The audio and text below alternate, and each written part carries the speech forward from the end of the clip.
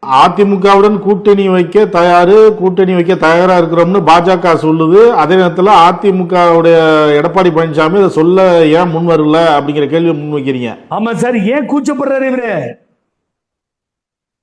அதோட 5 வருஷம் திராவிட முன்னேற்ற கழகம் கூட்டணி வச்சு இல்லையா? 10 மாதம் அதிமுக கூட்டணி பயணம் செய்யலையா? எதற்காக தயங்குறார்?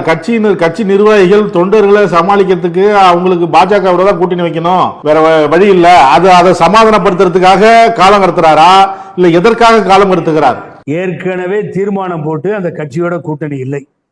நான் ஒரு தவறை செய்து விட்டேன், எந்த காலத்திலும் திரும்ப அந்த தவறை செய்ய மாட்டேன், பிஜேபியோட கூட்டணி வைத்துக் கொண்டேன், இந்த தவறை நான் செய்ய தயாராக இல்லைன்னு சொல்லி மறுபடியும் ஒரு அலையன்ஸ் இது வந்துருச்சு, பிஜேபியோட அலையன்ஸ். அதுல தான் பூரா சீட்டும் போயிடுச்சு.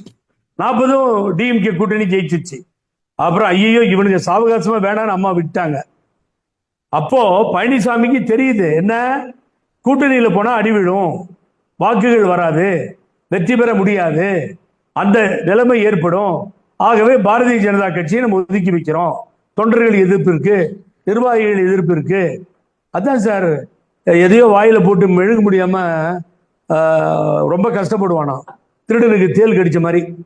அவன் எப்படி தேல் கடிச்சுட்டா திருட வந்திருப்பான் வீட்டில், திரும்பி எப்படி கத்த முடியும்? கத்தனா மாட்டிக்குவான். ஸோ இப்போ ரெண்டு பக்கமும் மாட்டிக்கிட்டார் அவரு. நீங்க அமித்ஷாவெல்லாம் ஒண்ணுமே பண்ண முடியாது. அமித்ஷா கீழே ஃப்ளோரில் உட்காரணும், எழுந்திருந்தா எழுந்திருக்கணும், இல்லை காலில் விழுந்தாங்களோ இல்லையா யாருக்கு தெரியும். ஆக அமித்ஷா கிட்ட வேலையெல்லாம் நடக்காது சார். அவங்க பெரிய பெரிய ஜாம்பவான்லாம் பார்த்துட்டு தான் அந்த இடத்துல அமித்ஷா உட்கார்ந்துருக்காரு. ஆகவே இந்த எடப்பாடி வேலை அங்கே நடக்கவே நடக்காது.